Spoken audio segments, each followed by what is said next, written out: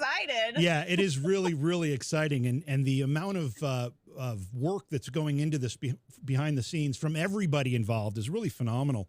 And the reception we're receiving from the community has been terrific as well. So we're really thankful and grateful for all of that. I just noticed that we're streaming this on YouTube as well tonight, that wasn't working. I think it's working now. I think we're good. Bear with us, just like before. If we have technical problems, it's because, as Scotty pointed out, if we haven't done this in the last 5 minutes, we forget how to do it. That is not a reflection of our age, Scotty. That is just the way things are. Oh, no.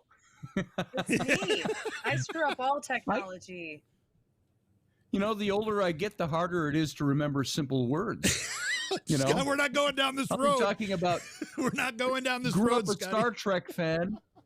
Grew up a Star Trek fan, and I'll go, that captain from that space show, that so it just leaves. So. Yeah. I want to. Steve brings up a good point. I'm not good with names. I want to start with kind of just maybe everyone can sum up their experience at the Rock Island YMCA. Again, I can't get over what an amazing place that was, and it was a great way to kind of kick off this event or this adventure and this program and this idea.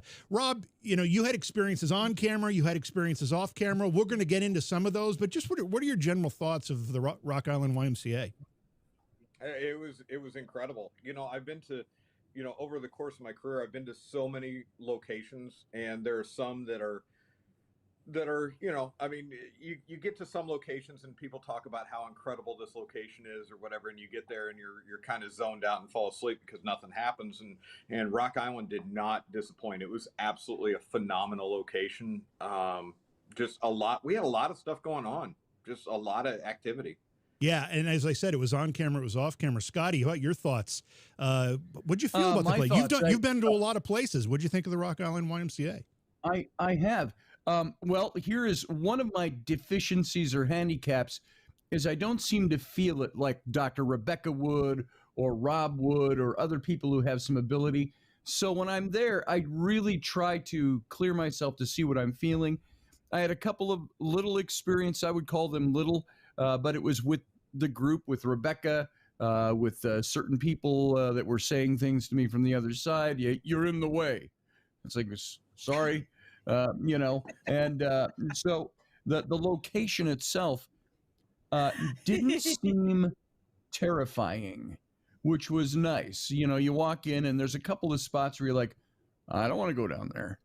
And, but other than like the ramp, Rebecca, the ramp at the end, you, JV, and me were down at that ramp. And then there's that other ramp that goes way down to the door beneath. And you're like, I think I'm feeling something. Somebody should go down there. And I'm kind of like, I'm not going down there. So there were a couple of places that you feel you're not afraid. It's nerve-wracking. But other than that, it was knowing the history, putting that together with some of the things that you all experienced and that I was part of was very fun and very fun. Talking to dead people, it's fun. But it was an interesting, very intriguing place. Well, that explains a lot for me, Scotty, because there are a lot of points as I went through a lot of our footage and was editing things for tonight and for the ultimate produced program that we're going to release. And there's a lot of times you're saying, you don't have to be spooky as you're talking, trying to communicate with the spirit. You don't have to scare me. Yeah. You don't have to be spooky. Or my flashlight so I don't trip. That's what it's for. It really is. I mean, there's a lot of those moments. Just so I can see in the dark. Rebecca, what do you thought? You don't have to be spooky you're the most sensitive of all of us. You had a lot of amazing experiences, actually, and many of them we didn't catch on camera. But what were your overall thoughts? First of all, I love that place. I would like to go back, and now that we've kind of made friends with the energies there, I want to go back and see, do they remember us? Are they able to, maybe if we use different technologies, are they able to call out the names and say, hey, I recognize you guys? And I would love eventually to go back there again. And I think I'm a lot more comfortable with it. Being there one time prior, it was a little scarier, but when I'm in those kinds of situations, I need people around me that I can completely open up to what's there and know that if I am in a precarious situation and I'm too open where they're able to attack me, I know that I have people around me that can pull me out of that situation. And prior to that, I was not in a situation like that. I was, with someone who was very nervous as well about being there.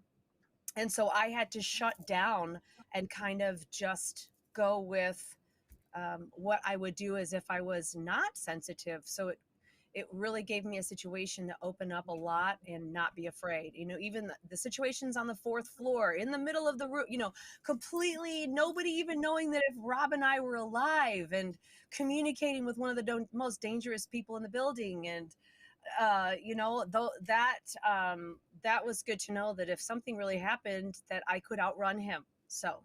All right, I've got a couple things to say, but before I do that, I just want to remind folks that are tuning in, your support is going to be crucial for this program going forward. So following, whether it's on YouTube or Twitch, and or subscribing on Twitch is going to be very, very helpful for us. And it's going to give you a leg up, because when we do these investigations, subscribers are going to be ultimately the people who are going to help direct the investigation through their chat comments. That'll be a privilege of subscriptions moving forward. So just remember that. But follow, subscribe, like, and share, do all of those things. Now, Rebecca, you said now that the spirits there, the energies there are friends of ours. I think Rob might disagree with that a little bit, given the murder and the get out and the growl that he was hearing through the spirit box doing the Estes method in the basement on the second night of that investigation. Wouldn't you say, Rob? Yes. Okay. Yeah. I'm going to be honest with you. I didn't feel too welcomed in that basement. And I love the fact that you guys just said, you know what? Why don't you go to the basement? By yourself. Rob go down to the basement. Get the lights out. Well, you know what? He's the professional. You know what's funny? In real time, it seemed like he was down there for about 90 minutes. When I went back over the footage, it was really only about 40 minutes. But it seemed like an eternity for you, Rob, the way the whole thing unfolded and the way you started to feel awfully uncomfortable. And you're like, I'm on edge. It was, I imagine to you, it felt like a long time.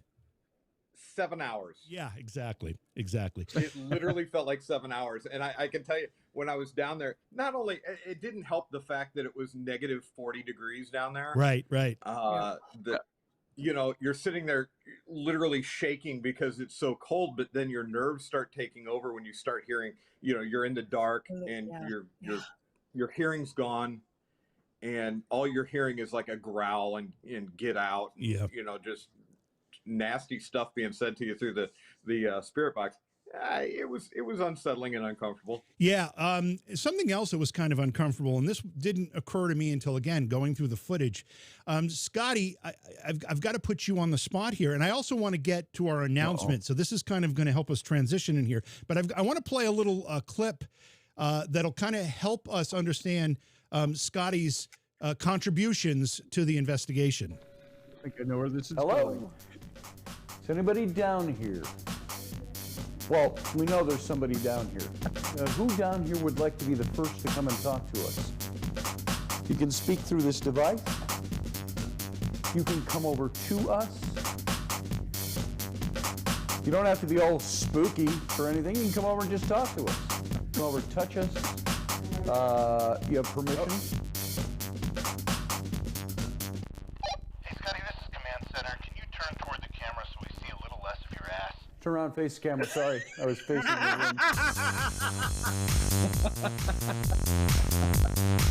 Hey, who's that?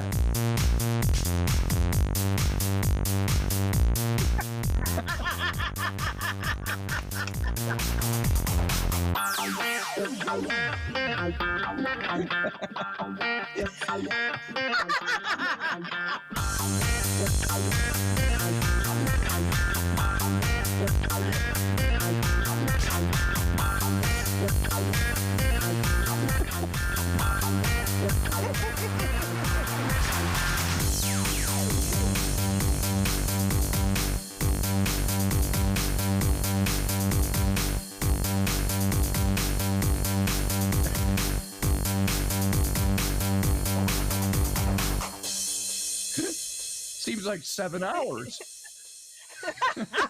Your tattoo's showing through there, Scotty. Your tattoo going through those. Whoa, What I was seems going to say, how'd my tattoo show through? That infrared light really does something. So a couple things. First of all, the I Love Brit tattoo on Scotty's ass is for a good reason, because joining us as part of this team is our good friend, my good friend, your good friend, Britt Griffith, who was just introduced by Scotty's ass. That's pretty cool. Yeah. Let me ask I mean, you a that was question. disturbing enough as it is, but if you saw the real tattoo that's on his ass with my name, it's even worse. Scotty, I've got to say, It's I got did a not Sarlacc one of pit those right in the clips, middle. Scotty, not one of those clips was a duplicate. Every single one of those ass shots really? was a unique shot. Not one was was. duplicated. No, it was the Well, whole time. Yeah, You're really yeah. putting I out could have the been in the vibe. basement doing the Estes method. You were doing some method. Isn't there a whole skit that what's his name did by talking through his butt? What the hell is that comedian's name? The one What? that does all the Jim faces. Carrey. Jim Carrey. Thank you, I don't Jim know. Drew Carrey. Carey or Jim Carrey? Jim Carrey. Look it up. Look it Jim up, Scotty. Carrey. It's hilarious. Literally, he bends over and talks out of his ass. Jim Carrey. Yeah, but does he paranormal investigate out of his ass? Because that's what Scotty was doing, Nope. which is quite a technique. And I was doing serious investigating.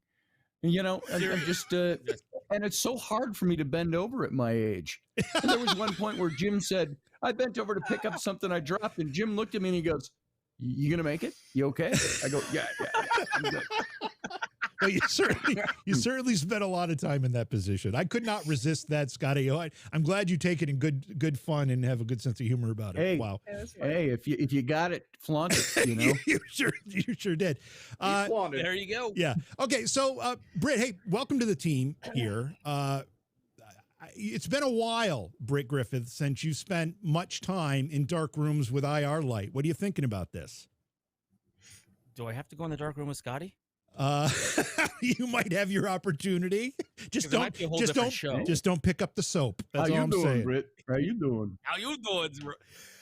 Yeah, no, it's been a while. I mean, I have done some investigations here local. I mean, I've been retired. I've been off the show for like, what, 10, 11 years? God, it's been so long. 11 years or so.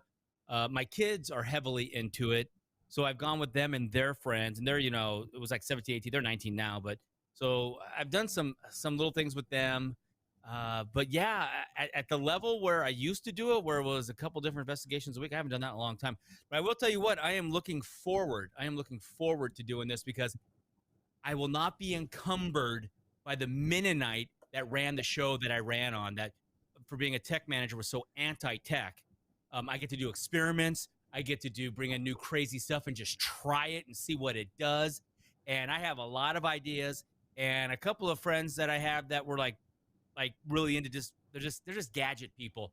They're going to start feeding me stuff again, and we're going to do some crazy experiments. One of the things I'm trying to piece together right now on how to do it and make it portable, because that's the big thing about this. It's all got to be portable, and it's going to be wicked expensive, as all this live streaming stuff is. It is amazing how much money is invested in this equipment to be able to live stream pretty much in any area we go to. But right now, my focus is I want to be able to project our voices in the different frequency levels and then see what kind of responses we get back. Because the one thing I did learn when I was on Ghost Hunters was that everybody's all IR, which is above what the human eye can see.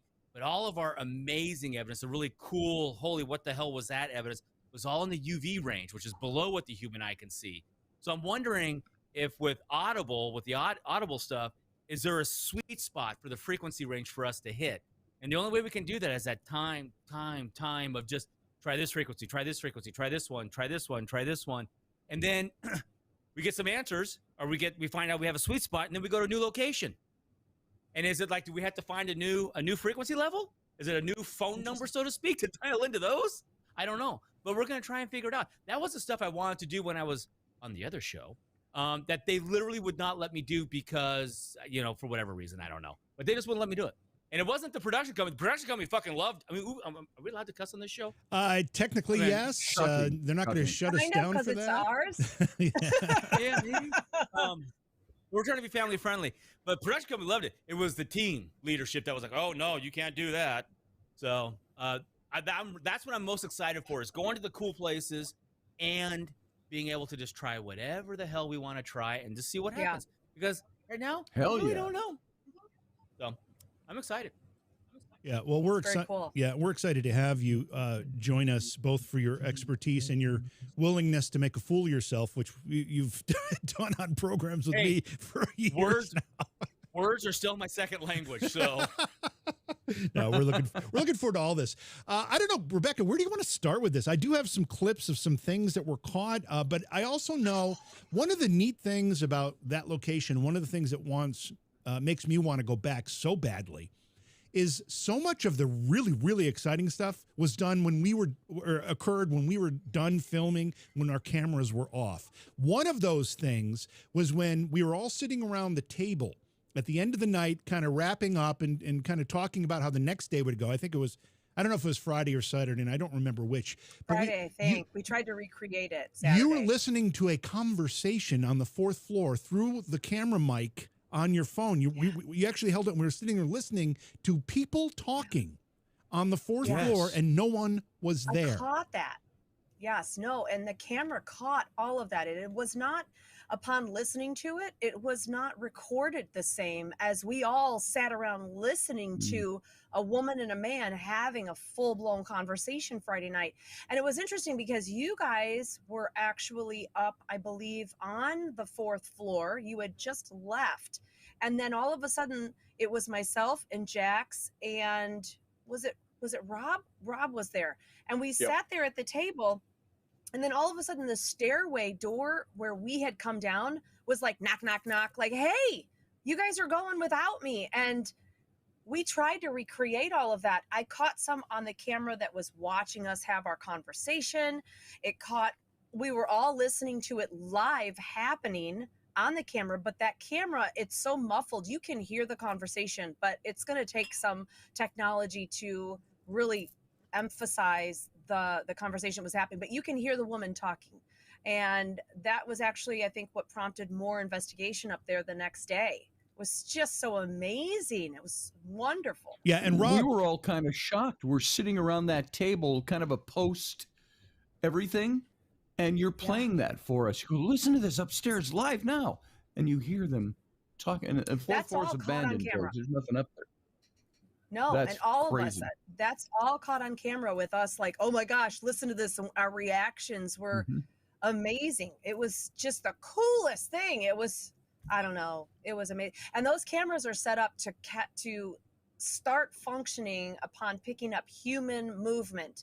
So the fact that they were actually picking something up and that we were recording it was amazing. Oh my gosh, it was just such the coolest experience. And then Rob and I had an amazing experience. Oh my gosh. Yeah, let me ask a question about that for all of you, and you, Britt, especially since you were talking about frequencies.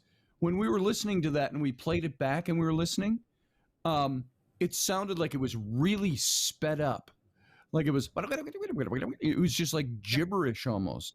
But you could hear the male voice, you could hear the female voice clearly. Yep. Yes, There's exactly. Yeah, there's something to do with the time when it crosses over stuff. It either slows down, speeds up. I did an experiment with Andy Kopic once, way back when I was still on the other show. And because I can talk really fast, we were trying to figure out if I talked faster, would we get responses? And Jesus, did we get responses? The quicker I talked, it was like almost that they could understand me better. So we're going to experiment with all that kind of stuff too. Talk slow, talk fast, see what happens. Try and repeat it.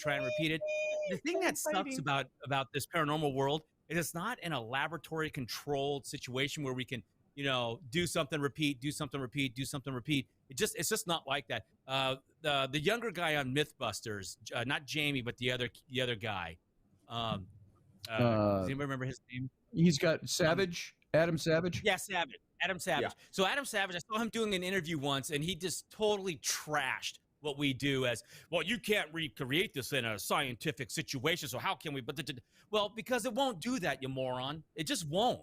So we have to experiment in the field where it's at with what we have, and then just try and repeat it at the next one. That's all we can do. The ghosties aren't going to come to our little laboratory so I don't have to travel 19,000 miles across the world or whatever. We have to go to them, and we have to do it there. So the trick is to because I want to go to castles. So as soon as we have a big enough budget, I want to go to Europe. Nice. But anyway, so we just have to be able to make the equipment portable enough and then move it on. But yes, Scotty, there's something to the speed. It comes, it'll be slow, fast, slow. And I don't know if, like, again, is it you know, when you call the South, it's a little slower drawl on the talk, but when you call the Northeast, man, there's motor mouthing. And I don't know if that's the same thing with the ghosty world. Maybe. Yeah, Rob, maybe. I want to touch on going back to these conversations that we were hearing through the camera on the 4th floor after we were done filming for the night. You also, when you were doing the Estes method in the basement, you were talking about, actually prior to the Estes method, when you were just doing the isolation experiment, you were talking about hearing conversations in the room adjacent to you in the basement as well. Yeah, and it was very similar to what we heard on the 4th floor. It was like two people talking, and they were like having a conversation. I'm sure that they were probably talking about me, and probably wondering what the hell this weird guy is doing sitting down here in the basement by himself in the dark. But yeah, I definitely heard that. I heard a couple footsteps and something walk up to the door, but you could still, other than the or outside of the footsteps walking up to the door, as that was happening, you could hear somebody actually talking, two people having a conversation in the other room. And it was very, very similar. Like Rebecca said, it was like sped up, like really fast. Yeah, there's so many mysteries related to all of this, and I'm hoping we get some answers and uncover some of this stuff. But Rebecca, in addition to hearing voices, you know, we did some experiments with your headset. You're going to have to explain exactly how that works, because I'm not entirely sure. You've shown it to me a half dozen times, and I'm always like, okay, this is beyond my pay grade. I can't figure this out. Well, I have this headset that is so cool that I'm really excited to finally be able to put it into a filmed motion where I'm able to, well, the headset that I put on, it is able to give feedback to an app that I have that provides different brainwaves. So we're dealing with theta, beta, alpha, gamma. It's all of the different brainwaves. And so the point of it is because people are skeptical about mediums, but when I am just talking about the sky is blue, and I'm able to put this whole thing down as far as a baseline of the truth, the lies, conversation.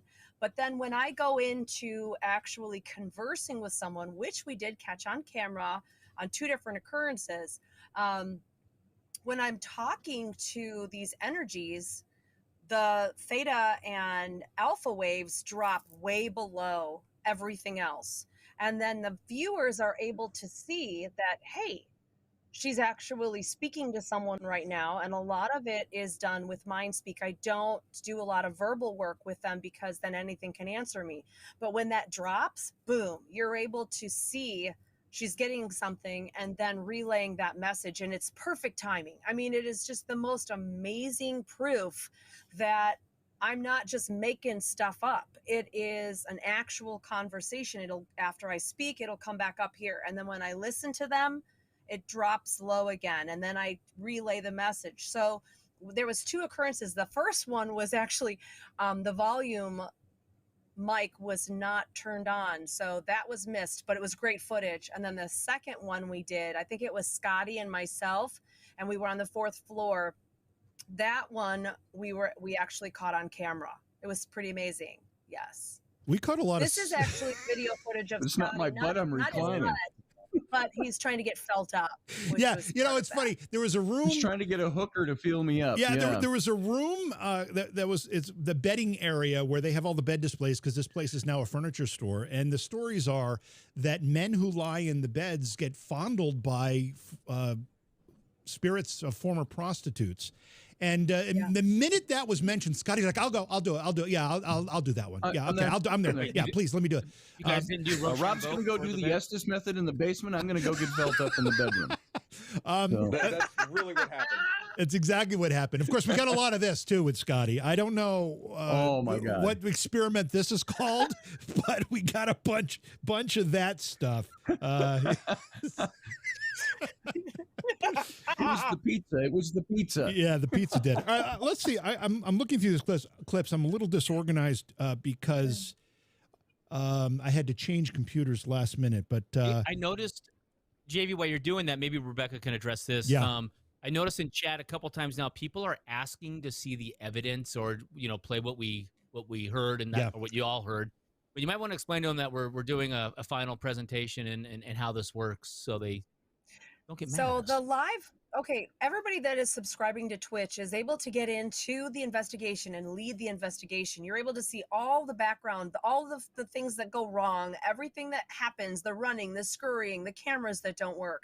But all of that footage for 2 nights, all of that footage is then taken and compiled into a 1-hour episode, which is being done at this moment. But we're filling in this time because we were actually attempting this weekend to do a full investigation, but we lost the location we were going to. It was between St. Patrick's Day and other things. So ultimately, you guys are going to get a minimum of 1 show a month that we're going to be including all viewers in. But you won't be able to see all the final footage until it is edited and put into a final program. And then you'll get to see, because believe me, you know what? And, Britt and JV can also back me up here. You film in June, you won't see that until December or January. So it takes months for the editing to get finished and compiled. And usually it's every episode is finishing editing before they present anything. So just be patient.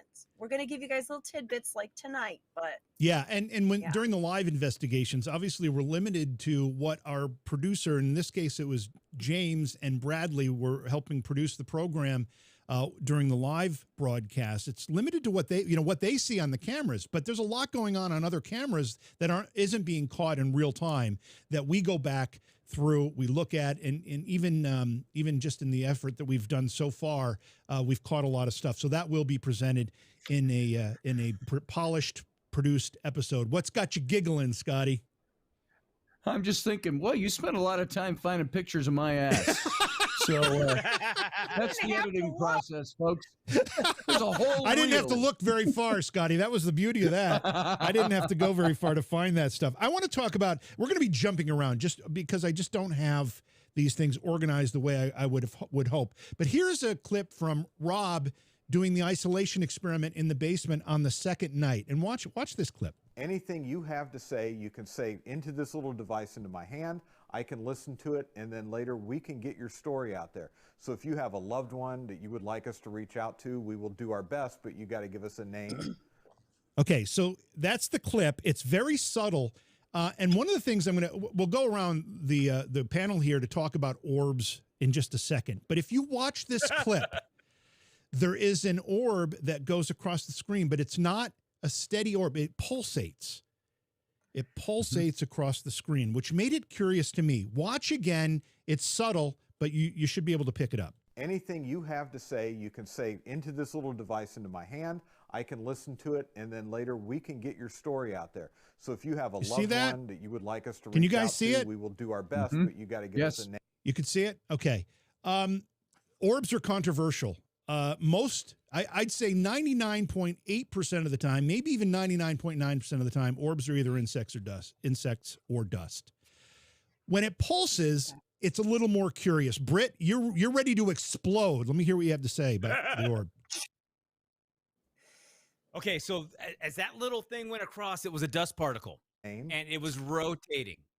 Watch it again. It's rotating, and it's just reflecting the light down the camera lens, and then the digital processor doesn't know what to do with that light because it's out of focus, because it's focused on Rob. That dust particle is probably really close to the lens, so it just makes a digital artifact there.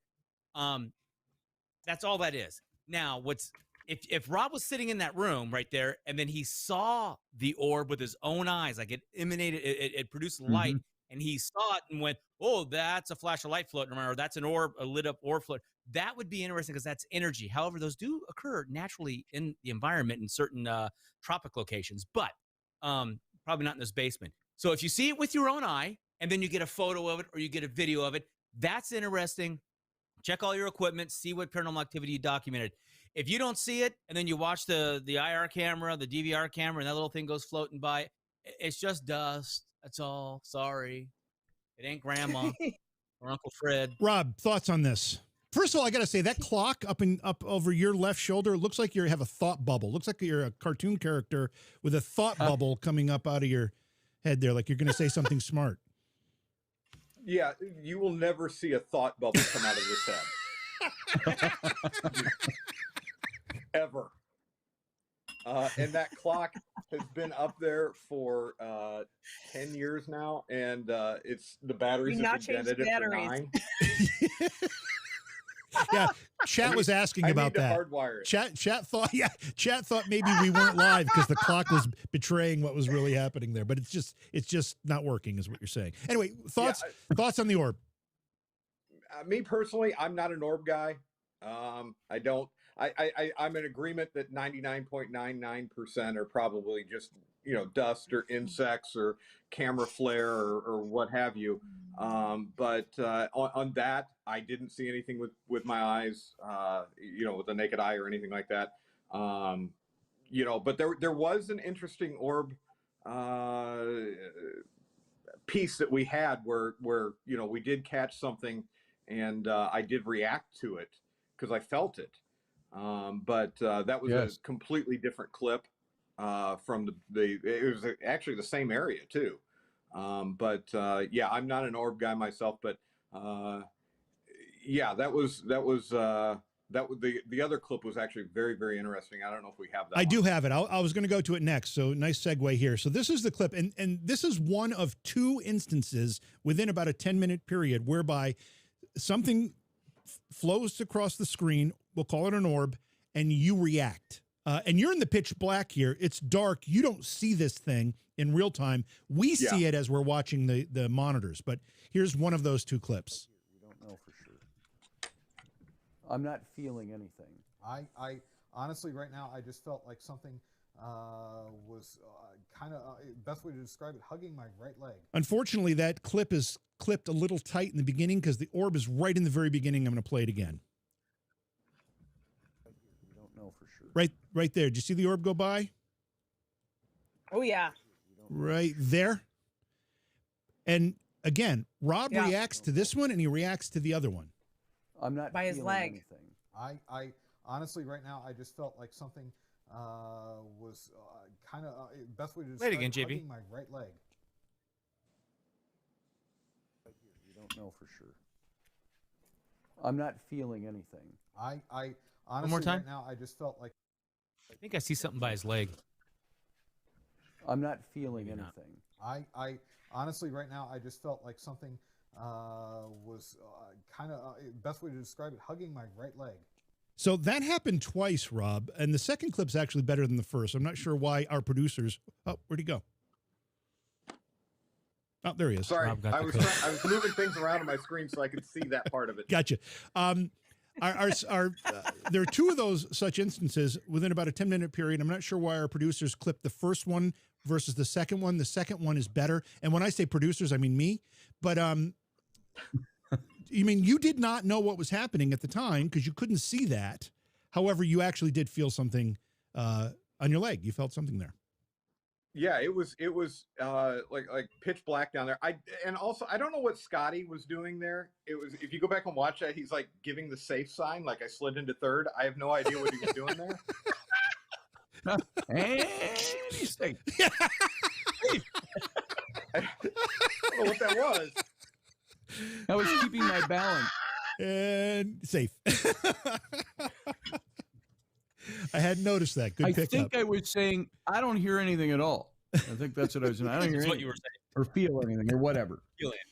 But you can make up your own mind. I definitely felt something. It almost felt like something brushed against my leg or hugged my leg. I definitely felt something, but then, you see that and whether it's related or not, I don't know, but it was definitely very, very interesting to actually feel something. When you're on an investigation, people always assume that when you get touched or something like that, that it's going to be something scary, and it's not. It's just when you're in the moment, it just happens, and you're like, oh, okay, that's cool. Okay, now I will add, though, that when you and I were doing the Estes method and all you had was a walkie and you had your headphones on, there was things going on that I couldn't help you with because you had the headphones on and you were getting touched by my request. But we're not going to talk about that right now because we got to let people see it, right? Yeah, that Right. Estes Method session with the Spirit Box, that was a great session. It was really quite phenomenal. It was so phenomenal that, Rebecca, you were like freaking out, not freaking out, I but was like, like, oh my God, what the hell? Yeah, Yeah. it's pretty crazy. It is going to be in the edited episode. I don't know if I've got any clips of that here tonight, but it's definitely going to be there. I want to remind folks Oh, who are, you gotta. yeah, I want to remind folks who are just joining us that your support is crucial to this program. And what you're watching right now is we were supposed to do an investigation this weekend, and because of schedules and holidays, I guess St. Patrick's Day is a holiday, I don't know, but because of all that, it actually fell through. So we decided to come on and talk about the evidence and the experiences we had from the Rock Island former YMCA, an amazing place. But again, your support is crucial. Follow the channels, subscribe if you can. If you've got Amazon Prime, on Twitch, you can subscribe for no charge. Just you link your Amazon Prime account. You have to do it every month because it only lasts for a month and you just redo it. But it won't cost you anything extra to subscribe using the Amazon Prime account if you've already got one. So we appreciate you doing that. It helps us get to these locations, do these investigations, which are going to be live. And they're going to be directed by the people in our chat room, our subscribers. Will be telling us what they see, what to do, what equipment to use, where to stick Britt, where to stick Rob, how many times Scotty should bend over in front of the camera. All those things are going to be up to you guys as we do the live investigations. And we're excited about it. Britt, doing a live investigation like we're talking about and like we did in the Rock Island YMCA, not an easy task. No, I mean, this is going to be a challenge. And, you know, because the other show that you and I used to do, we went remote, we invested, well, you invested a bunch of money in this equipment. And then fortunately, James, your son, because it's going to become a kind of a family affair thing, James, your son, who was doing the church and funerals, live streaming church and funeral services, he had that knowledge. And, you know, so this is all coming together quite nicely. I mean, it's a pretty penny up front. So any of you teams that are thinking about doing multiple cameras. I mean, bottom line, did you watch, to the audience, to people who listen, did you watch Ghost Hunters Live? All the different cameras, all the different angles, all the different stuff they had, big satellite. That's what we're doing. And because technology is what it is, it's portable now. Still a lot of money, but portable. We're going to try and bring you guys multiple angled live ghost hunts so you guys can be there with us and watch me scream like a little girl every now and then, because that's what happens. But it's going to be, it's not being, since you guys started talking to me about this and want me to come in, and I started watching these live stream ghost hunts, and it's basically a TikTok camera, and they're just screaming and they're jerking the camera around. It's like, When I'm you like, say whoa, camera, you mean phone. You mean phone. Yeah, phone, basically. It's a TikTok phone. Yeah. You know, it's a single camera thing. That's not what we're doing. Because JV invested with, and because we have people that have knowledge. I mean, my son's going to come on and be a cameraman. He just loves to ghost hunt, so he's excited to be just a cameraman and follow everybody over. He doesn't want to take a break. He says, he wants. So it's going to become this weird family affair. Rebecca's got her son involved, and he's helping James run the command center, which I call James and Bradley the communicators. Yes, because that's our job, is to communicate to y'all. I just want to send out accolades to the photographer of that phenomenal B-roll footage of the building. And we're talking about this. Scotty went out. This is a really funny story. Scotty goes out with the camera to shoot B-roll as a favor to me because I was busy doing something else. So he goes out. 5 minutes later, he comes back in. He says, "How do you look through the viewfinder? I can't see a thing because see a damn thing. Most of the cameras now, you look through a little mini LCD screen, or LED, whatever they are, flips out, and you're watching. But when outside in the sunshine, you can't see anything. See it in the sunshine. So we spent 45 minutes trying to figure out how to get the old-fashioned viewfinder. We had to look up a manual online to figure out how to turn on the view screen, so we could actually look through it and actually see what the heck was going on. That was hilarious. That is hilarious. But it is. And then the other thing we're going to do for the people that are subscribed, for the people that, this is kind of like the people that are helping us, at the locations that we're able to, we're going to leave cameras streaming. And if you're subscribed, you'll be able to watch all night long. And then take notes and tell us, and we'll look for it, and we'll try and pull it all together. So this is going to be a weird, really heavy audience, us out us doing the investigation, communication back and forth, working together, trying to, if you see something, we'll try and chase it down. Sometimes literally, but the technology is what's allowing us to do it. And then also, what's really helping Rebecca, JV, and I do this is we're implementing family slave labor because there are kids. It's a beautiful thing. So right now, while we're ramping this up to bring you guys great investigations that won't make you vomit on your cat, we're going to utilize the family labor clause, which there is a clause in all the labor stuff that with Ocean, you can use family labor all day long. It just is. So we're going to try and do this. So please subscribe. The other thing is, look, if you just like and share, that helps us get ad revenue, which then allows us, because a lot of these bigger places, these more well-known places, they want money. They want a fee for us to go in there and do that. But our big thing is we want you guys to watch us investigate every night. You get to watch from all angles. I mean, James will be in there doing the switchboardy thing, going from camera to camera. Bradley will be watching the chat and relaying information to James. Hey, they're seeing something on camera 2. Go there. Or see, whatever. Or Rebecca and JV will be up in the basement. Rob will be sacrificed up in the attic. Rob will be being sacrificed down in the basement. You guys will be saying, "Hey, go to Rob. He's screaming like a little girl. See what's going on." And James will be switching back and forth. It's gonna be a really cool thing because to me it's just exciting because it's like police pursuits. I'm addicted to them. They come on, I'm stuck watching till the end because you know why? Because I don't know what the hell's gonna happen. This is gonna be the same thing. You're gonna be right there with us when we're experiencing it. You're experiencing it, and then if you subscribe behind the paywall, so to speak, we're going to do little special things. We'll take clips like we're doing right now, and we will totally break them down behind the wall. What we experience, you'll be able to ask us questions. This is going to be a really cool thing, and I'm super excited about this because I get to experiment however I want. But I also think it's going to be super excited for y'all who don't have, and this is expensive to do, and not all of us have the means to bounce around. But we're going to bring you into that as much as we can. Like you're right there with us. And I'm just, as you can tell, I'm super excited about this. I'm going to have to start doing squats, by the way. So, working on those glutes. Squats instead of why waist is bends. it that every even the fake scenarios has Rob in the basement? We've made up a fake scenario and somehow I'm in the basement. So I've named everybody. I've named everybody on the team. Well, that I know of that's on the team. So JV's the lead, Rebecca's the psychic, James is the communicator, Bradley is the reader, my son is the recorder because he's gonna be the cameraman, and Rob is the sacrifice. And don't say Scotty's the ass because that's and I'm the ass. Yeah. There it is. Well, somebody has to carry that. Or the moon. No, Scotty's the moon. Let's call you the moon. How about that? That's the moon. So there's going to be a moment in every investigation when JV looks to Rebecca and goes, "Send in the sacrifice." Rob, loading up his equipment. Oh God, I gotta go. I wonder how many marks I'm going to get tonight on my body. Yeah. Am I going to explain this to my wife? Rob, are you married? Yes. Engaged. How am I going to explain this to my fiance?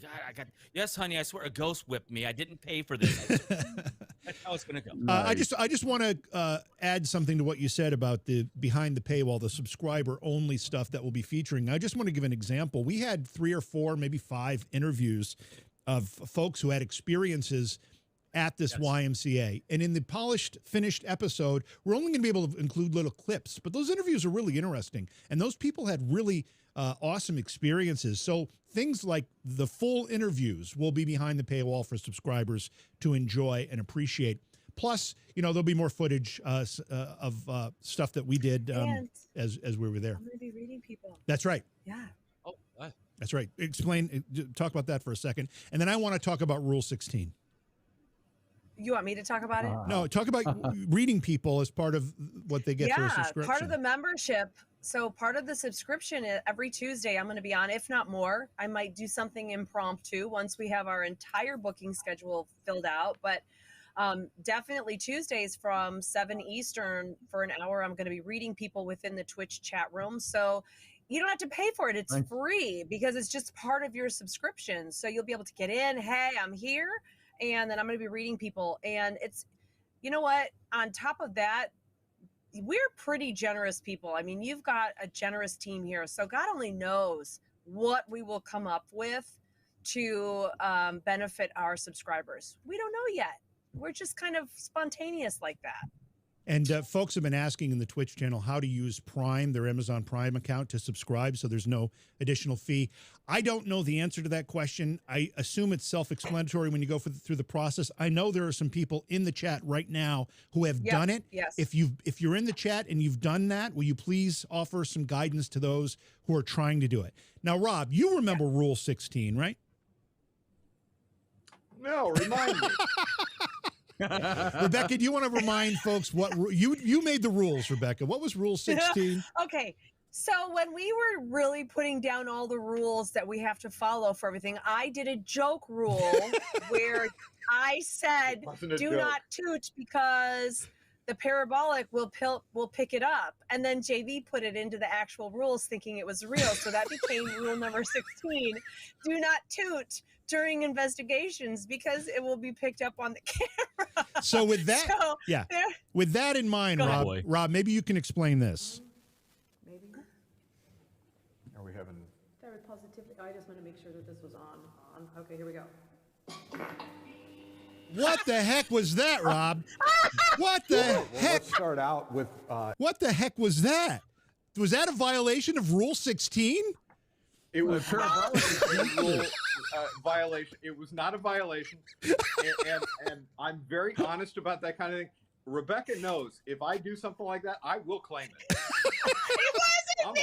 I'm a proud papa. We all know it was not Rebecca. But let's take another look at this clip.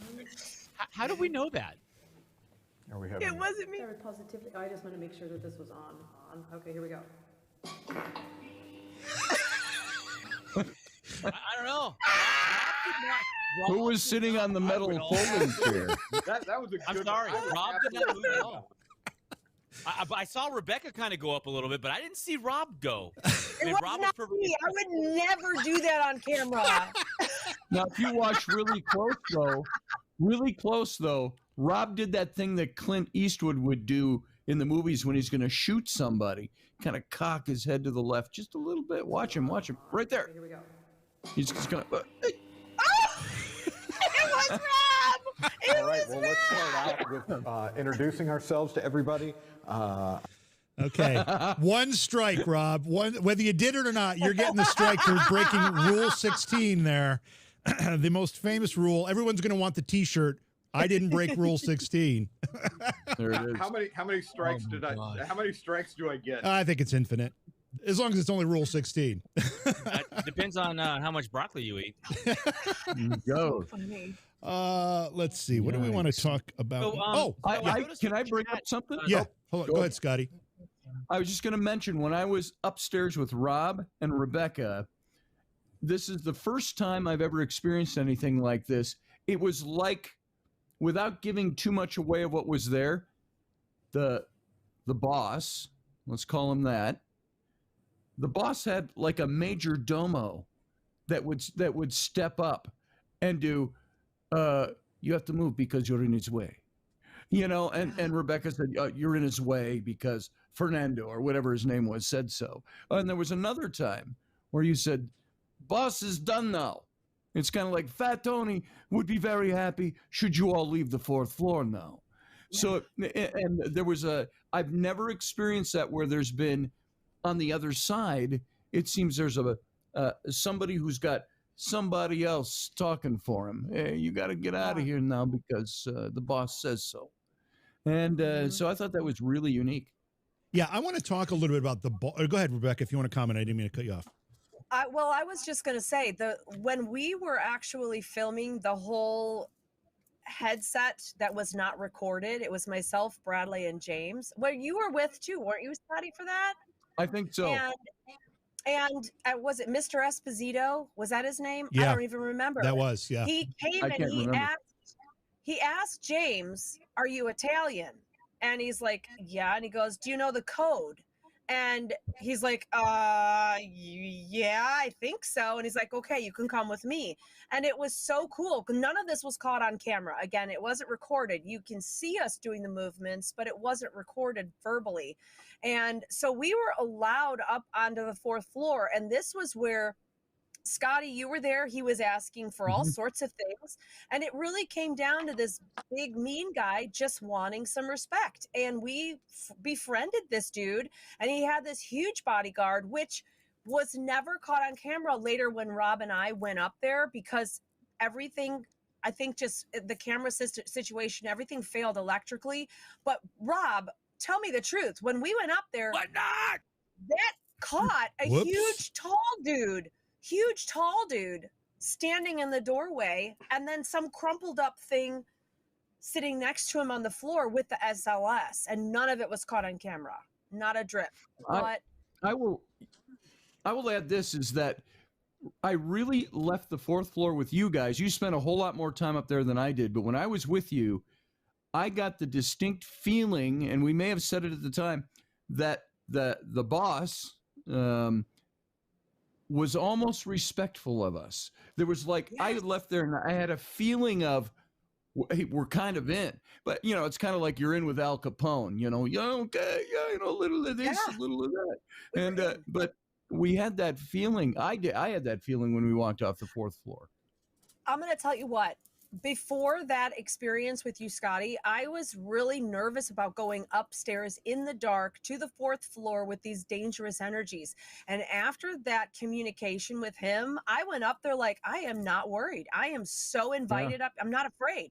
And I felt like we could go up there without being harmed, especially as a woman, now knowing what I know. It doesn't matter what he was like in real life at that point. What mattered was that at that moment, you had the boss's, like you had the boss's approval to be there. And it was kind of cool. It was so a feeling that I picked up. Yep. So yeah, Rob, did you want to add to that? And I know Britt had something he wanted to say, but did you want to add to that, Rob? Yeah. I mean, we were up there. There was a lot of, like Rebecca said, we were getting stuff on the SLS. And I'm kind of I can be a little bit of a skeptic on the SLS just because I know how it works, but what we were getting was legitimate stuff, and we were getting stuff on the REM pod simultaneously that was matching what we were seeing on the SLS. So that was pretty cool. Britt, you wanted to jump in on something, or do you remember what that was? No, okay. I mean, I can add a little bit just in general, because I wasn't there. I wasn't invited. But yeah, with what Rob said about equipment, if it always astonishes me when people send, because to this day I still get stuff in my inbox. What do you think of this? But you know, you're asking a question and it's like you're asking for a name and it says, you know, purple. I mean, it's like, if it doesn't make sense, if it doesn't match up to what you're asking, no. But like Rob just said about the SLS, you got to be really just kind of discerning with it. But if you have something on the SLS, a little body, and then the REM pod goes off, and then maybe you get an EVP that's with it, a recorder that's in that area, then it all, you know, that all kind of ties together. And what is that all about? But if you got the SLS pointed in a direction, you got a REM pod out there, and you got a K2 out there with different frequencies, and you got you know, a recorder, and you get absolutely nothing. But all of a sudden, the SLS throws up with the little body figure, and then it goes away. But none of the other equipment reacts to it. Then I would take that little clip of the SLS and just set it aside, because nothing else went on. It didn't. It's one of those devices that, me personally, is one of those devices that has to have other equipment to substantiate it, or activity that goes along with what it's recording, because it will throw up, no pun intended, but ghost images that really aren't there, because that's what it's designed to do. Okay. We actually, when the SLS went off, we put some, I'm not going to give it away, but we put some trigger items next to the REM pod, and that thing went off. And then we were told to leave. Again, none of this was caught on camera, but the gentleman came out, Mr. Esposito came out and said, you guys have to leave now. And then that REM pod went nuts. And we're like, we got to get out of here. We were told we got to leave. And none of it was caught. But Rob, seriously, explain. Yeah, like, that was pretty crazy, because you were getting the SLS and you were getting the backup to the SLS, because you know, like I said, I can be a little bit skeptical of it, But when you're seeing something reach down, the SLS is showing this thing reach down, and simultaneously as it's reaching down, the REM pod's The going REM off. pod's going off. Mm-hmm. Yeah. Is that documented on the DVR camera at least? But just not audio. No. Visual, but no No. audio. No. Okay, because the electrical in the hallway wasn't working, so I had to finagle everything and move everything. So then when I put the hallway camera up, stupidly I put it beyond us and not in front of us, and none of it was caught. But I will tell you this, what was so creepy was there was a room there where earlier in the day there was a woman in there, and I asked this gentleman on the floor if I could go speak to her. And since none of this is caught on camera, I feel like I can share it if you don't mind. But he said, yeah, jokingly, if you can get her to talk.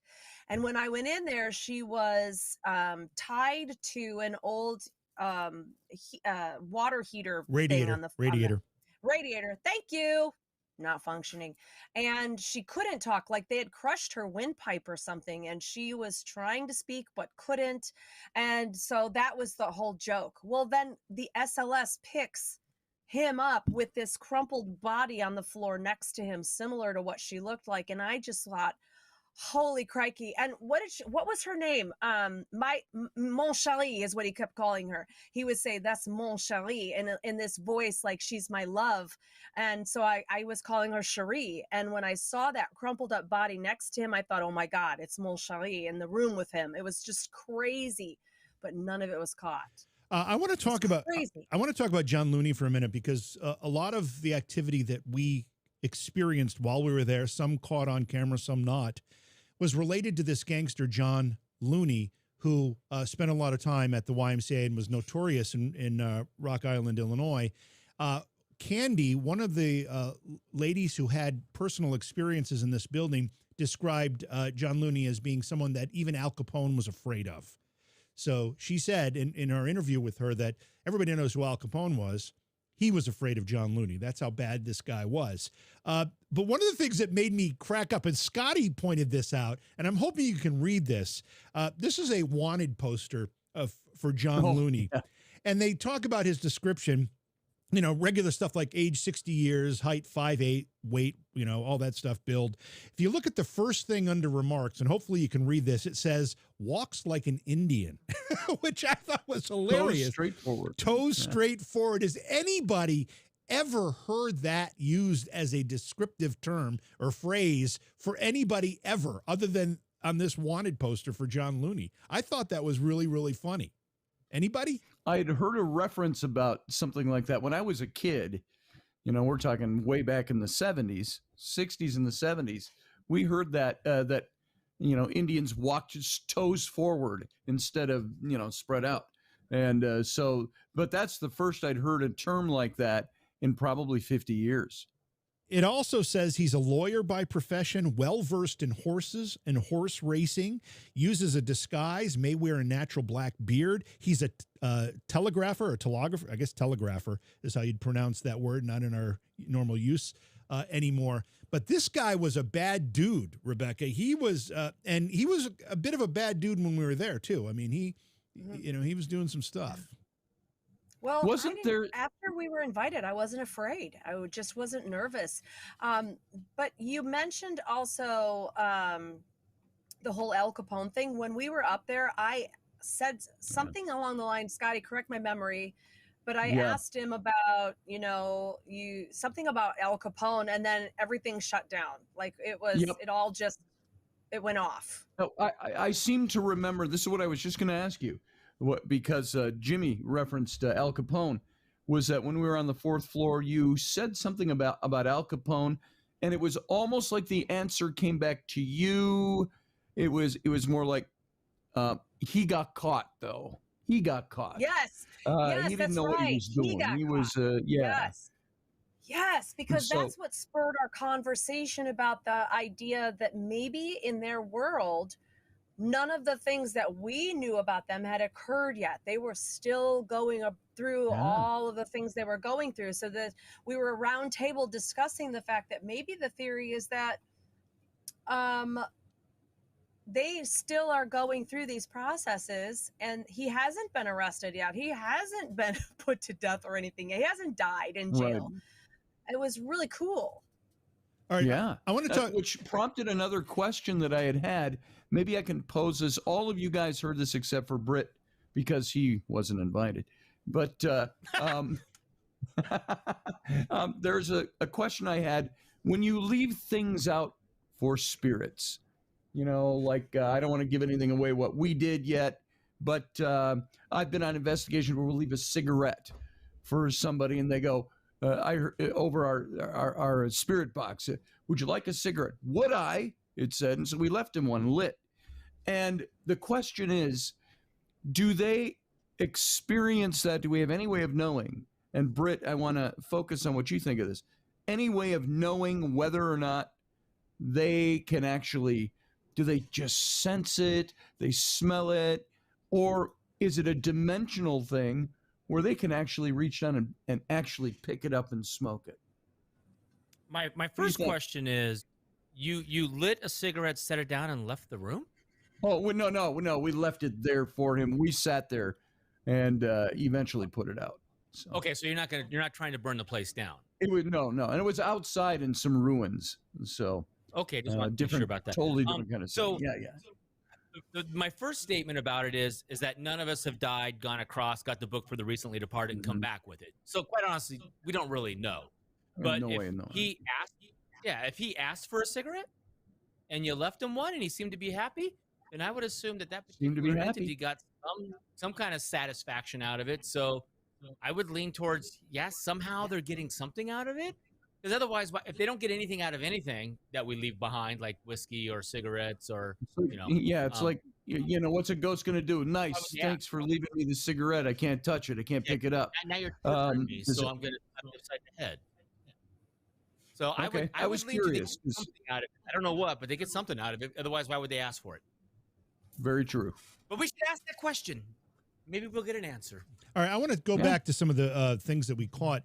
This was something that we didn't feature in the live broadcast because we didn't know it had happened. It happened late Friday night into Saturday morning, and it was caught by one of our static infrared cameras. And I'm really, really anxious to see what everybody thinks. And I'm going to talk over it because it's a very, very long clip, but it is very interesting. So this is down in the basement. This is not the room that Rob was in, but look at that in the back. Look in the background.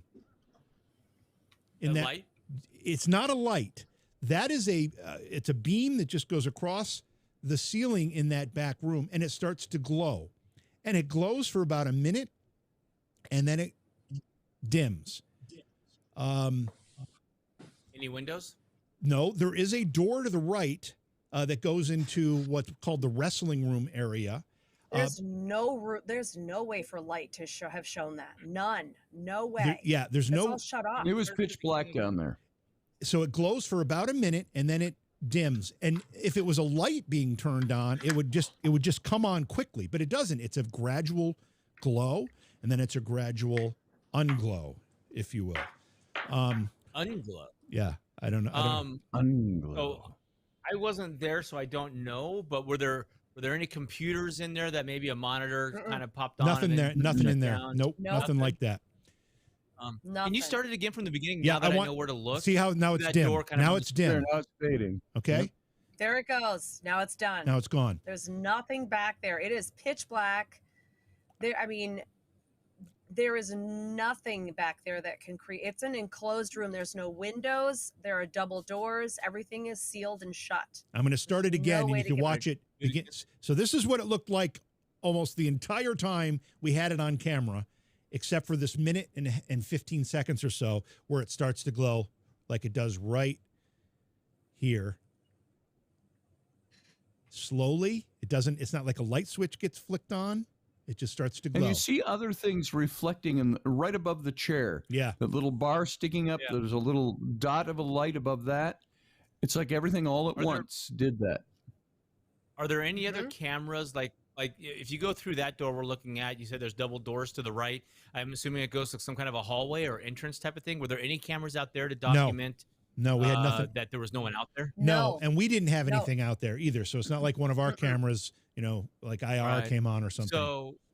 So I mean, obviously, I mean, this place had so much activity. I'm pretty confident we'll cycle back to this at some point. Yeah. This is something we need to put in our notes so that we set this particular camera we're looking at again exactly the same way, but then on the other side where those double doors are, or maybe in that room. But sometimes when you put cameras stuff inside of a room, it'll affect the energy. Like if you record it, it changes the outcome. So maybe outside of the double doors to make sure that no one has opened that door. I mean, maybe Scotty was a little looking for the hooker for the free fill up, and Yeah, we just didn't tell nobody. You think he snuck? You think he I snuck will back? tell you, nobody Maybe he went but he didn't want downstairs to- except Rob alone. So Yeah. Yeah.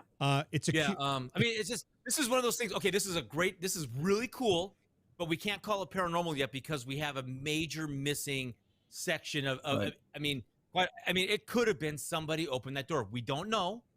We can't say yes or no. This would be when we do the follow-up investigation. We cover that room appropriately because of that, and maybe we get the answer. Maybe the answer presents itself, or maybe it doesn't. Who knows? Yeah.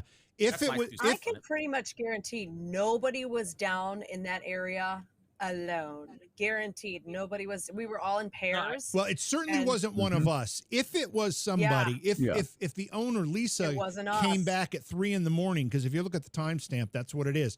If she came back, what she would have had to do to make that happen from something that she was doing was have a light on in that wrestling room area where that van was parked. Which I don't even know if there are Yes. lights in there like that. She would have had to go to the door, slowly open it because it takes a long time for that glow to actually illuminate. It's not instant. Yeah. So she would have had to Yeah. slowly open the door, let it stay open for 1 minute and 15 seconds, then slowly close it. I mean, it's odd behavior all the way creepy. around. So it's curious. And there's another clip in the basement that was taken very similar to that time. Let me see. I've got to find it. Yeah. Okay. it scares me when he does this. I don't know what he's going to show us. Well, Scotty, butt. you have reason to be scared. Okay. So here's another clip, and I'm curious as to what you think about this one. See the camera move? Yeah. That camera is up against a wall. There's no way anybody can be behind it. It just moves. Boom. Interesting. Now, if you look at the timestamp in the upper left-hand corner, it changes. Something interrupted this. Watch. Yeah, it does. Oh. So whatever made that happen was actually an interference into the whole system. I don't know why. It doesn't show up on any of the other cameras. They're all in the same system. They're all part of the same recording system. So it's a curious event. I don't know if anybody's got any insight into that. But again, it was in the basement. Did the other cameras lose time? This No. was going in the DVR system, right? That's right. So did the other cameras lose that what was it, probably 15, 20 seconds? Yeah, no. No, it looks like No, it went just- from 58 to 03 or Yeah, something like that. Almost no, 5 minutes. It went backward. Oh, there we go. Oh, I see. It goes backwards. That's interesting. Now that Interesting. it could be a system anomaly. It could be the system itself. I don't know, but it's curious. What would make the camera move? Interesting. Yeah, That's exactly. probably just a a physical digital jump. anomaly. Yeah, maybe. And it's important to note, I think it's important to note that the camera itself was hardwired. It was not a wireless system, so Thank there you, wasn't Rob. like an Right. interruption. Thank you for saying that. I know Rob. Rebecca's loving the hardwired reference there. Thank you for saying Uh, that.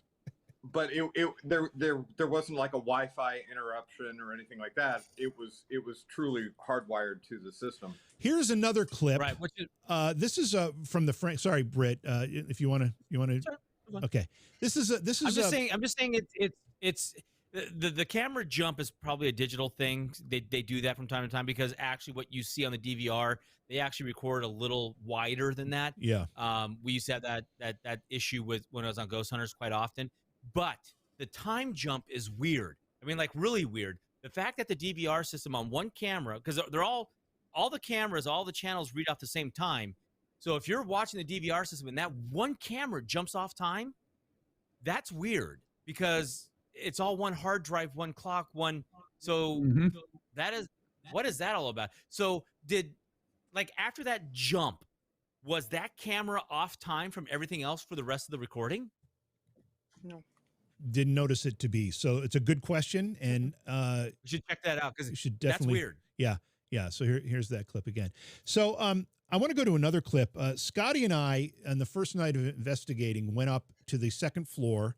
We sat down. Scotty brought his Frank's box. Scotty, describe what a Frank's box is and why this one's specifically called a Frank's box. Sitting right over there. I'd show it to you if I could get at it. There it is. But it's a box that was actually built by Frank Sumption back probably 12 or 13 years ago. He built it for me. And it's very interesting. It's all wood burned with, he wrote all the dials and all that. Well, it's a spirit box, but it's like the original kind of spirit box. And so we used that for a little bit to see how there's some people that do this kind of work all the time that will speak highly of Frank's boxes and say that's probably the best tool you can have is going back to one of those old machines. Yeah, and again, the concept behind it is the box scans radio frequencies in a very rapid way, and that energy has been shown to be accessible by spirit energies to communicate. Now, here is a session that Scotty and I were doing with that Frank's box the first night of our investigation. We just want to know who you are. We want to make contact with you. Is that Rebecca? Holy, Did you just see somebody there? I swear somebody just walked behind him. I thought it was Rebecca. Yeah. Like 20 feet behind you, like two of the door bays. Seconds after seeing the dark figure, the Frank's box caught a voice saying, "That's me." You see anything? We're still asking for voices to come through. I was worried that we got lost contact and she was coming up to say something because I swore I saw somebody walking there. I did not see. Holy crap. Oh.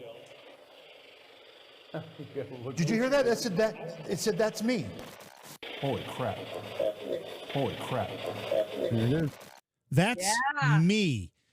Scotty, you remember that? You remember that moment? I'll just show everybody. This is what this thing looks like. And it's got Frank Sumption's signature up on top, and he's got his little guy over by the 2010 under the red knob. So that's what this box looks like. And it's so it's as old-fashioned as they come and as handcrafted as they come. So that's what we picked that up on. Not quite. Yeah. So anyway, that was a great experience. That kicked off the weekend basically with That's Me. And then a little bit later, and I don't think I have this clip, Scotty was asking more questions, and we heard an "I'm John." Now remember, John Looney is the man, the gangster that we had a lot of interaction with, or at least we think that's who it was during the weekend, and other people have as well. So we heard "I'm John" in that same session, and "That's Me." I will note that a few minutes after that "That's Me" episode, Rebecca actually did come walking down the hallway and scared the shit out of both of us. I had to bring you a walkie because yours was off, and we kept telling you, people were saying there's somebody behind you. Yeah, I'm glad I didn't hear that. I'm glad I didn't hear that. Yeah, Jim is looking down the hall, what he thought was Rebecca, and they're trying to radio us and tell us, there's somebody behind you, there's somebody behind you. So, yeah, we'd have freaked out. Now, Rebecca and Rob were in that same area. Was it the same night? Was it later that night? I think it was. We went up right after you guys. I think it was. And here is a clip. Let me just make sure the volume's on here so we can hear what everybody's saying. But here's a clip from that session. Here we go. I feel like there's something right behind me.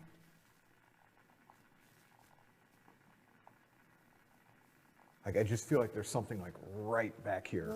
Like they're just. So, Rob, that's not the only time that you and others have felt like there's this presence right behind whoever it is. You had it there. You had it in the basement. Rebecca, I know you experienced that. Bradley, who was on the camera on a couple of occasions, said, "Man, there's somebody right behind me."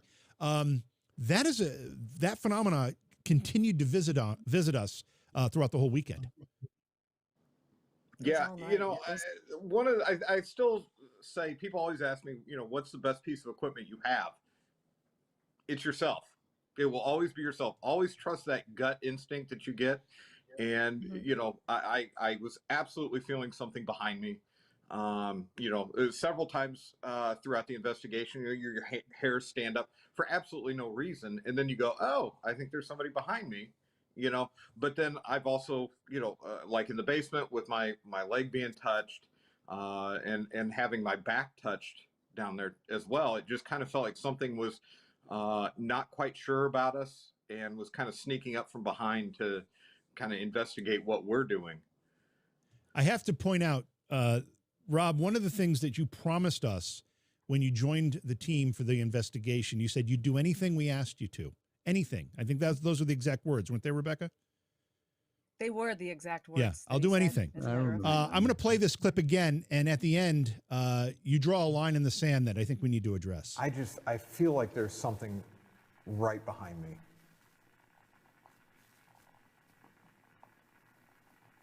Like, I just feel like there's something like right back here. Oh. Like are you feeling it too? No, I got a whole wave of chills again. Like, I'm gonna have to shave my legs after this because. I won't be doing that. So, you know, I won't be shaving my legs. All right, so right out of the blocks, Rob, you won't shave your legs for the team. I mean, come on. Anything. Actually, I gave Rebecca a list of 2 things that I would not do that I cannot repeat on camera. That would be bad. We would lose viewers. But no, no, I will not. That's No. right. You did. Are now you remember the list? I do. I remember the list. Yes, I can't, but we're not really governed by anything actually, right, JV? So I could share those things. Yeah, no, we've got no FCC. We've got no FCC restrictions here. That makes it kind of neat. And it's really going to make it easier for Britt because you don't understand how much brain power Britt has to devote to not saying things that are inappropriate. And if he doesn't have to worry about that, he frees up a whole bunch of brain power for other things. We have a don't lot have to worry about that. That is so funny. Yes.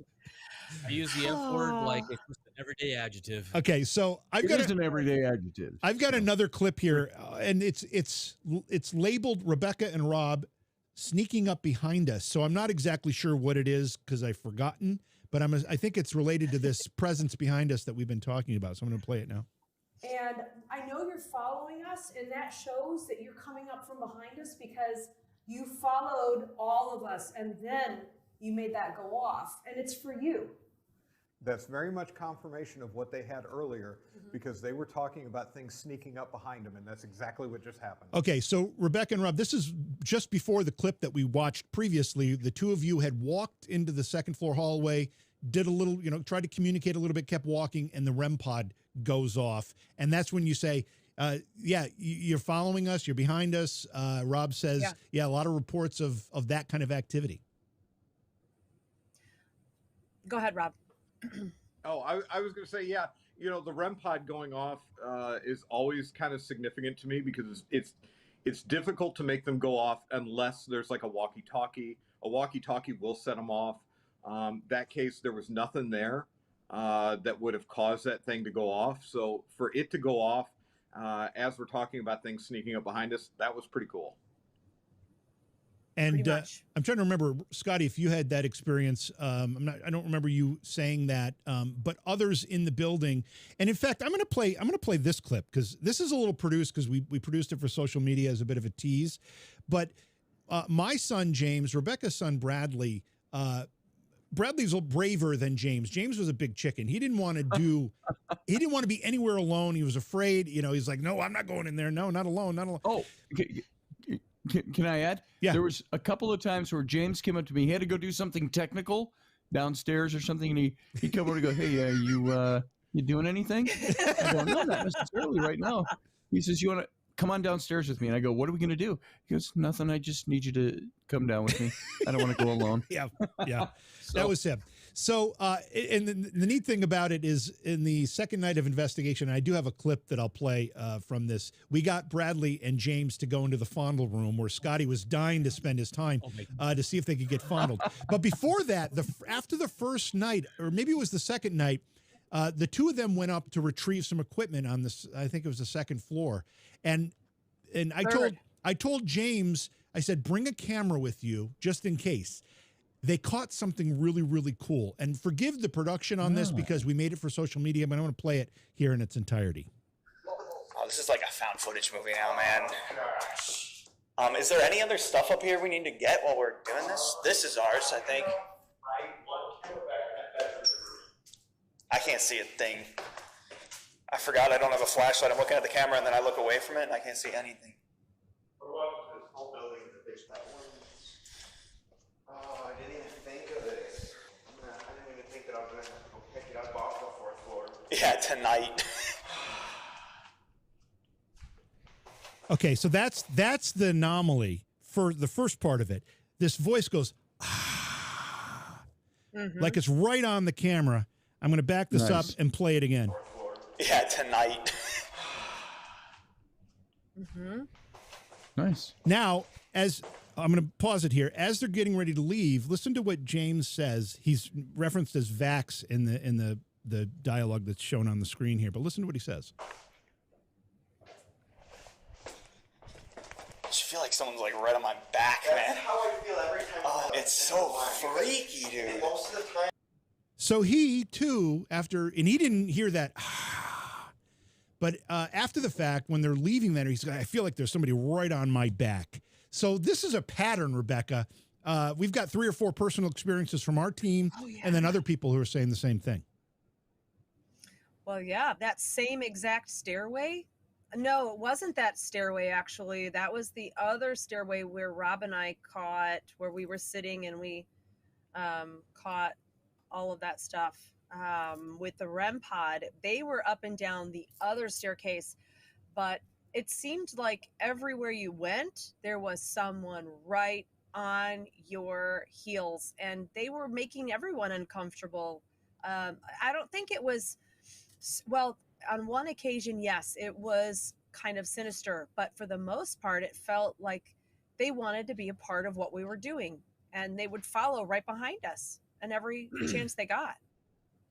And we had several people experience that.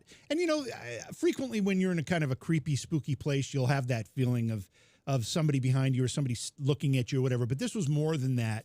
This was more of a physical sensation versus just a, you know, kind of a creepy feeling. And it happened over and over again. Have you shown this to James yet? Yeah, he was not happy. Because you might not want to, because he don't want to go back. I showed him. He was not happy. He was not. This is just a funny clip. James and Bradley in the fondle room, and see if you notice what happens here. You got to be able to listen to what's happening for you to appreciate how afraid James is. Watch this. If you wouldn't mind coming over here, you can feel my hand off the side of the bed. Yeah, here. my hand. So Bradley says you could come over and feel my hand, and as soon as he did that, James like, no part of my hand. He pulls his hand close to watch. It's so funny. If you wouldn't mind coming over here, you can feel my hand off the side of the bed here. And nope, not my hand. Leave my hand alone. Yeah, Pulls it back in. We're gonna have a lot And of it's fun. pitch black. Yeah, that's right. We're gonna have a lot of fun with those guys, sending them into odd places.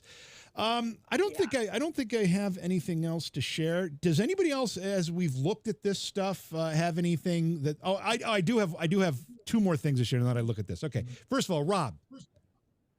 Again, I think your resume says something a little bit different, but explain this. I'll be honest with you. I don't feel anything in this room, but I'm as sensitive as a potato. Sensitive as a potato. What?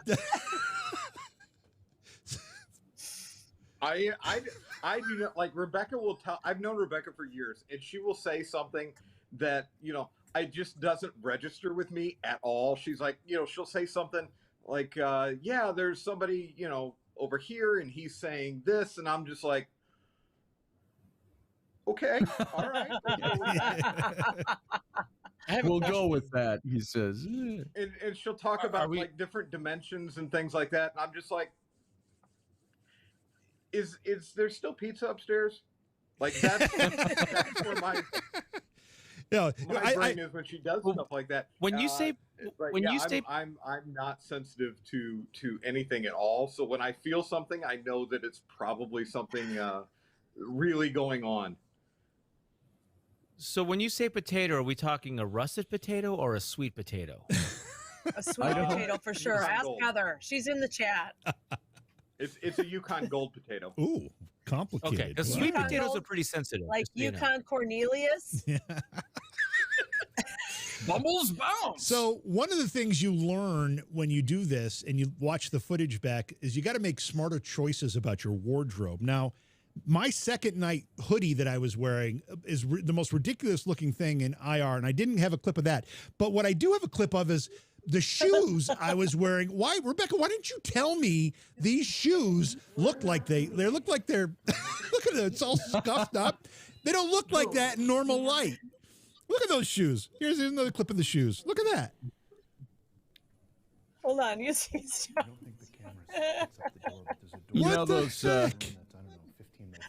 those Goodwill shoes, they show up fine and You know, IR. you got off Goodwill light if shows. you're complaining about your shoes, and we just saw Scotty's butt all night. Like, you got off light. Do that.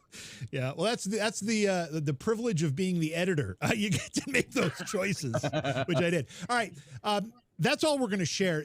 We're going to have a full edited episode from this investigation. It'll be available soon, hopefully, that you can watch. Again, we encourage you to subscribe. Definitely follow. Subscribe if you can. If you're on Twitch, you can use your Amazon Prime account to subscribe for free, which is a really great perk of having Amazon Prime because Amazon owns Twitch, makes it easy.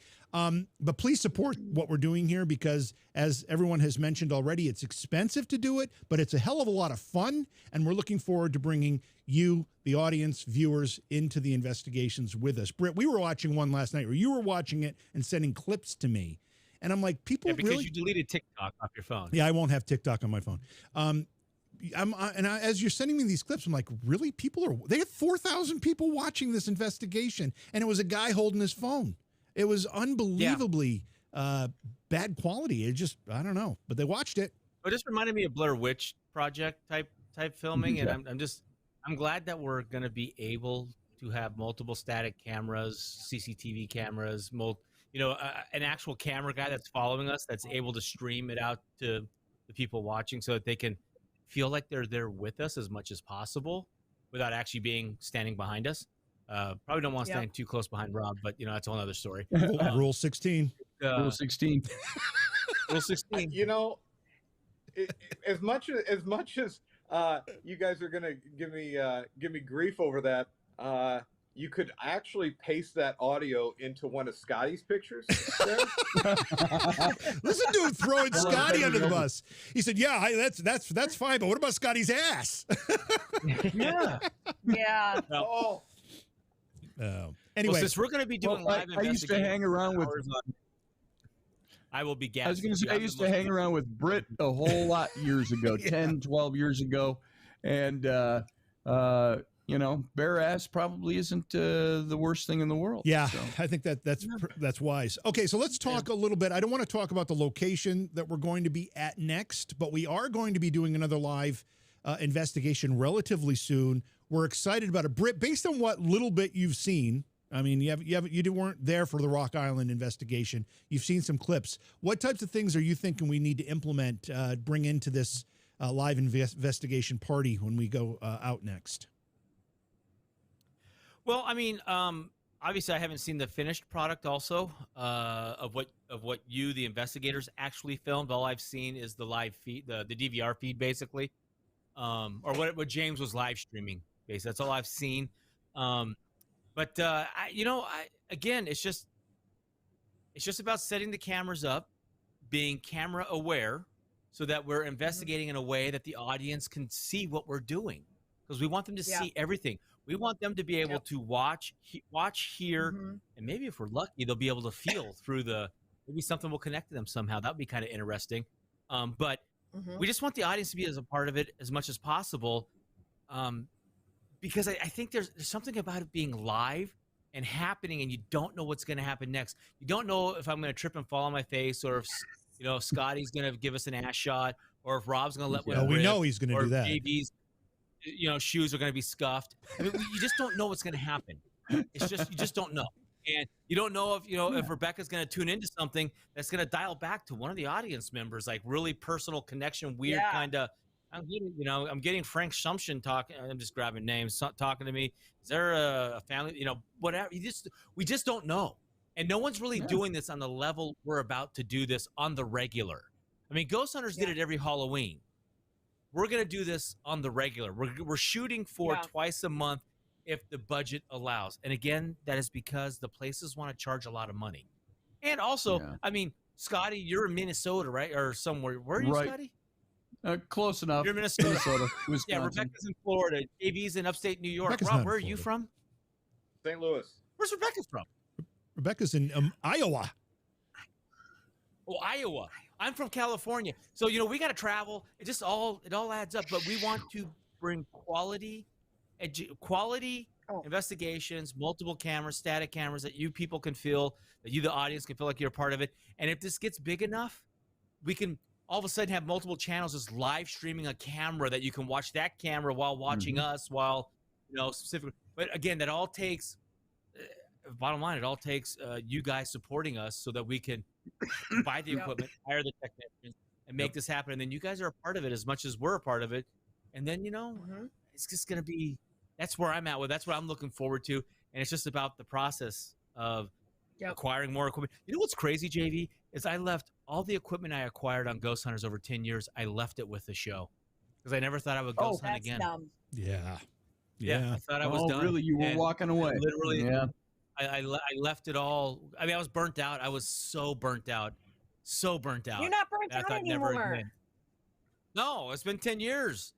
And my kids are into it. You know, the other thing for me that's going to be so exciting about this is right now I'm working with my kid, my oldest kid, Tyler, on a regular basis, every day practically. And then now, and he's into this stuff. And he's, I mean, like genuinely into it. He wants to find the right stuff. He's in it for the right reason. And he's so excited to come on the road and do this. And I mean, you got James, you got Bradley, you know, I mean, just Rob, I mean, you probably don't have kids yet with your fiance. But you know, it's going to be a weird family affair. And my daughter, who's also Tyler's twin, is so into this and wants to come, but she has a real job at Jamba Juice. So, but you know, if this is success, you know, I'll get her on the road to go these cool places they'll never go. And the history that I learned on Ghost Hunters, by being at these historical places, hopefully my kids will get to learn and be a part of it, and be in the old, you know, these old historic buildings where, you know, the one thing that really sticks out to me is the old State House in Connecticut where George Washington was at to negotiate with the French to win the Revolutionary War that started our whole country off. I mean, I got to sit in that chair behind that table. They don't know I did that, but I did it. You know, so I want my kids to get that feel that, see that. So it's just exciting all the way around. So that's why I'm all geeked up about it. And I get to do crazy experiments and I don't have to worry about someone bitching at me for, you know, trying to be a camera hog or something. Yeah, I also just want to say one more thing. Rob and Scotty joined us in the first investigation. They won't be with us on the second, but they're going to be part of our rotating team. You'll be seeing these guys again. They're a great addition to what we did in Rock Island, and they'll be a great addition to what we're doing moving forward as well. So I want to thank both you guys for helping kick this off with us. Oh, and thank you for real honor making me part of it. Yeah, no, it was a real honor to have you guys. Hey, Thanks. Before you go, awesome experience. And I think as a group, we really gelled well and meshed well. And I think everything went really, really great. Agreed. And you know, before I want to show you something here. Let me set it down. There it is. There it is. There it is. Oh, I was going to show you my bag. But, oh, that wasn't it. There we go. All right. There we are. Whew. That was awesome. All right, one last pitch. Please subscribe, follow, like, and share. Whether if you're on Twitch, you want to use your Amazon Prime account to subscribe, you can do that. That'll make it so it doesn't cost you any additional money, but you have to re-up it every month. And if you hit the notification icons, you'll be alerted when we go live. We'll be doing programs like this. Rebecca has been doing gallery readings on the channels, and we'll be doing the live investigations moving forward. So we're really excited. Anything you want to add before we get out of here, Rebecca? No, you know what? I was going to add a while ago when Britt was talking about his son is going to be doing camera. You know, we've got, James, who's going to be running the whole tech thing for it. I mean, it's a lot. That is a horrendous, huge table of monitors and buttons. It's like a whole TV studio on location. And then Bradley is actually going to be moving from cameras, unless we need him there, to working straight with the chat room. So he is going to be relaying messages to us via walkie wherever we are, but he's also going to be communicating with the chat room people and pulling you guys up. So we'll have another person there that's really going to be facilitating that to make sure you guys in the chat are brought up and your directions are gotten, because if you saw the first one, it was kind of like, okay, we need this person here. And it was a first run. So it was a lot of fun and it had its glitches, but we've got people to cover this now. And I'm so excited. It's our kids that are helping us with this. So it's pretty amazing. Oh, yeah. Yeah. Britt pointed it out. And I That's know we cool. did as well, that really the live investigations is a raw behind the scenes look at how it's done. It's really, we're basically opening up the curtains in the closet door and the skeletons are all falling out literally and figuratively. Yeah, Britt. So I do want to say to the audience, ghost hunting is extremely boring. It really is. I cannot tell you how many times Amy, Bruni, and I would sit in a room for hours doing EVP set. It feels like nothing's happening. And then we go and to the hotel rooms and we review our stuff and we got all kinds of crazy stuff happening. And then sometimes it's the exact opposite. It's crazy. Every room we go in, weird stuff's happening, but then nothing shows up on the equipment. So, if you're thinking you're going to tune into a live stream and every 3 minutes something cool is going to happen, like they show you in the polished, edited down version, where literally on Ghost Hunters, they would take it's like 147 something hours of footage condensed down into 44 minutes. So remember, ghost hunting it's a tedious process. And there are going to be places we go to where absolutely nothing is going to happen. And that's just the way it is. But it's still we just don't know. Yes, it is. It is. All right. That's going to do it again. Thanks to everybody who supported us for the first broadcast in Rock Island at the YMCA. And thanks to you all for being here. And a lot of people have subscribed already. Thank you for doing that. Guys, don't go anywhere. I'm going to let us watch Scotty's ass on the way out here. And then, yes. One more thing. Yeah, go ahead, Frank. One more thing. For those of you, because I want to just send that out there, that if you are looking to investigate, if you're a paranormal investigator, you can go yourself to the Rock Island YMCA, and it's like, it's 10 people, $500, and you can go rent that place yourself and see exactly what we're talking about firsthand. It's a pretty amazing place. Very amazing. Highly recommended. And we don't have any part of that. That's right. I mean, I'm just giving her props because she's wonderful. She was a anyway. gracious hostess. She treated us like family. It was an amazing ability to get in there. It's a wonderful haunted place, and it's worth your while. Okay, definitely. Stay tuned, everybody, for our next broadcast. If you click the notification icons on the channels, you will be alerted to that. In the meantime, here's Scotty's ass. Hello? Yes. Is anybody down here? Well, we know there's somebody down here. Who down here would like to be the first to come and talk to us? You can speak through this device. You can come over to us. You don't have to be all spooky or anything. You can come over and just talk to us. Come over, touch us. You have permission? Hey, Scotty, this is Command Center. Can you turn toward the camera so we see a little less of your ass? Turn around, face the camera. Sorry, I was facing the room.